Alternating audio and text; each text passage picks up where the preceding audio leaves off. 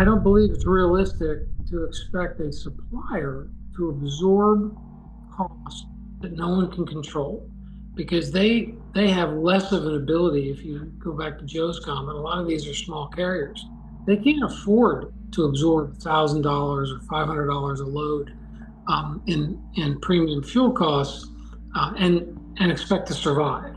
I'm talking to companies every day that their route guide's fallen down in the 15-60% level this year. That tells you what you've been doing is not sustainable.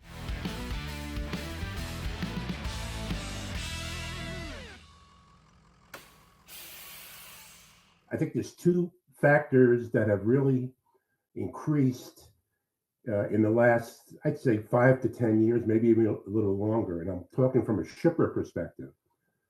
A lot of shippers now, you've got their corporate procurement group, their corporate purchasing group, working a lot closer or with the supply chain, with the transportation department. And again, procurement has their own strategy when it comes to a different strategy when it comes to buying services. In a pure procurement play, they look at the transportation market and they say, wait a minute, there's thousands and thousands of suppliers. No one has a huge market share. I can play this to my advantage.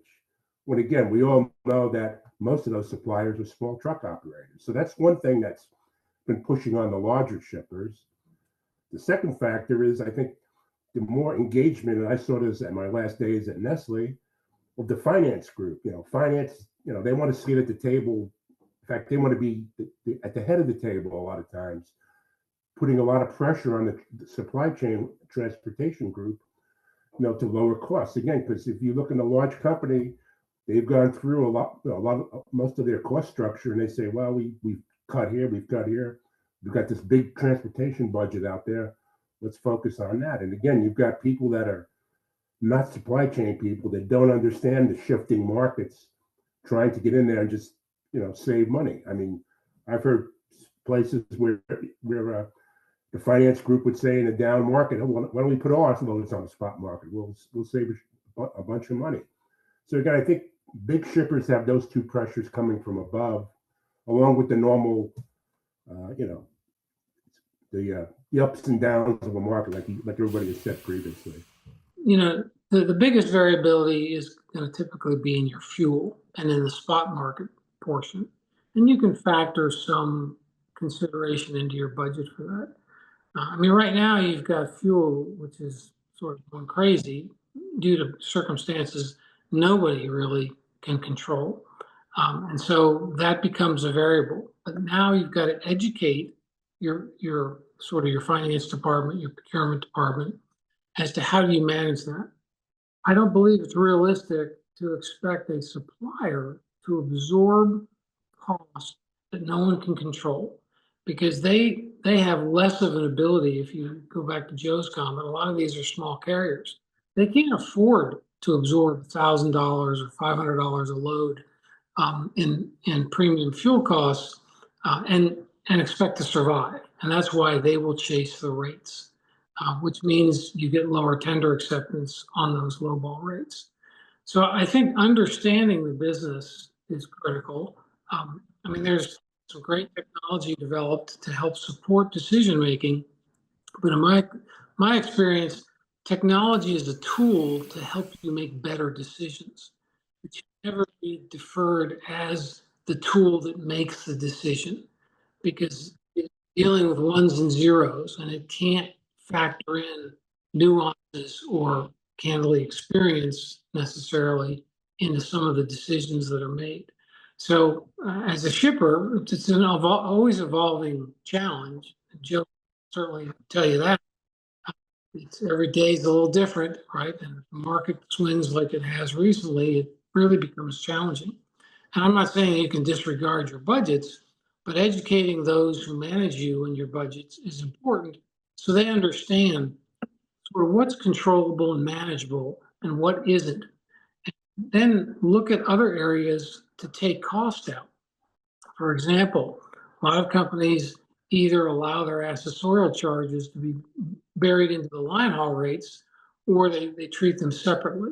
And that's often fertile ground for finding ways to improve loading or unloading efficiency, eliminating detention, or other accessorial charges, that if the network was more efficiently managed, you might be able to reduce those costs, which would then help offset cost increases that are, I'll say, less in your control. So to sum this up, at times the short-term gain causes the long-term pain that they're going to be feeling, and we're all navigating. Well, it's been my experience, John, that if you are a transactional buyer, then when the market shifts, the market they repay you in kind, and they act transactionally. And so that means you're going to track the spot market. If the spot market is down, it's in your favor. If the spot market is up, then it's obviously not in your favor. And if you can manage those ups and downs over time, then that's great. That works for you and your company. It's been my experience, though, is that companies love you when it's in your favor and the wind's behind your back. They're a little less forgiving when you're facing the wind. and you end up moving on to your company because they didn't like the result. No, I agree with you 100%. The focus is on stability now and how to attain stability. And if that hasn't been your focus for the past few years, you're probably going to incur some pretty egregious charges. I would agree. I think there will be a transition because, if someone's been playing April Fool's jokes on you all the time, you're not sure when they're serious or they're not. And so if you've been a transactional buyer or seller, as the case might be, because carriers are guilty of playing in one pond or the other as well. But if your behavior has been a certain way, that's who people know you as. And so you will have to earn their trust by doing what you say you're going to do. And that is best done over time. And that's hard. Again, another example from my days at Armada, we had a very large national carrier, 5,000 plus power units, and they would not do business with us because they thought we were a broker. And it took several of their sort of counterparts in the industry that we were doing business with to convince them to even come talk to us. And we had been soliciting them for a long time because they had good equipment, they had good drivers, they had good safety protocols, and we wanted their capacity. But we couldn't get them engaged because of their perception of who we were. But that came from an industry where people perceived brokers to be not kind of your best friends if you're an asset-based provider. But we were able to sit down, have a conversation, and work out some words. And again, over time, we did what we said we were going to do. They did what they said they were going to do. And over time, they grew their footprint with our network. I think they would tell you they were very pleased with the business relationship and the business outcome, as were we with the service and capacity that we received. Another win-win. It is, but again, it took some time because people know you based on how you behave. And if you behave one way, to turn around and say, well, I've changed, okay, prove it, right? And so I think there'll be an interim period here, and the risk when you make these changes is that the cycle changes, right? So you start down this path of a more balanced approach, and the cycle changes, and now the leverage is in your favor, and you could be tempted to be lured back into that behavior that says, "Oh, I'm going to go chase the spot market now." That's in my favor. We've heard that from carriers.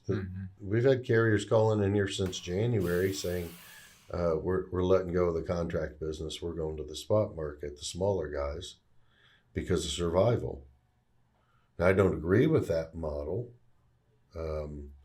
But, they're wanting, they'll come to us and say, hey, can I push more trucks to you now? Because we're not getting anywhere in the contract market to where we have stability and we can show a profit. Now we're seeing them want to step out on the limb and live in the spot market again. So, oh boy, it's going to be a navigation and a transition, to your point, Paul. Joe, anything you want to share? Well, I think just a couple of comments. One point that Paul brought up, and I'm totally in agreement, is that a lot of shippers do not look at the total delivered cost of a shipment. They look, like Paul said, they're just looking at the rates, and rates is only one component. So the message I would have is you got to look at total cost, and you got to look at yourself in the mirror and say, what am I doing to impact that total cost? So, kind of echoing what Paul said earlier. No, I think that's smart. I think that's intelligent. Let's hope a whole bunch of people watch and agree.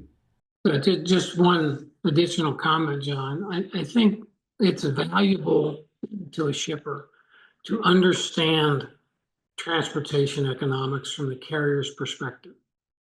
If a carrier comes in and says, well, I can do this lane for X, I think you have to look at it with a critical eye and say, really? Can you? Particularly if they're 10, 15, 20% below where everyone else is. Is it sustainable? Because if it's not sustainable, one of two things will happen.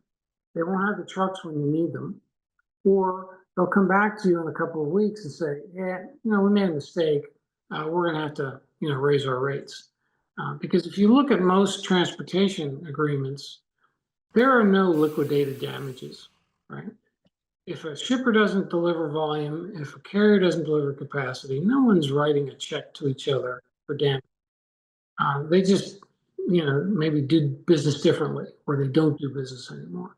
So there's no financial consequence not to deliver, whether you're a shipper or whether you're a carrier. Unless we're talking a dedicated contract, and that's a different animal. So it really comes down to the intent and integrity of the people doing business together. If I tell you I'm going to do something, I should do it, and vice versa. And that can lead to a very, I'll call it, sustainable, manageable level of freight economics that lets both companies operate, their respective responsibilities with some degree of certainty. No, I think that's how we operate. And I think that's the successful plan.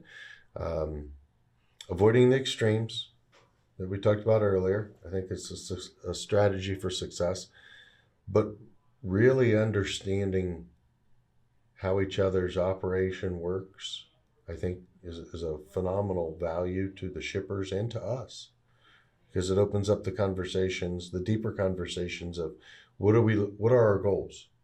How do we help each other reach goals together, right? And how do we hit all the KPIs that both of us need to from a profitability perspective? I think the 3.5 years of being basically shipper driven and the clawback from COVID is going to make this navigation and transition a little more difficult, which is going to require you to work closer together and get to know, who you've been doing business with.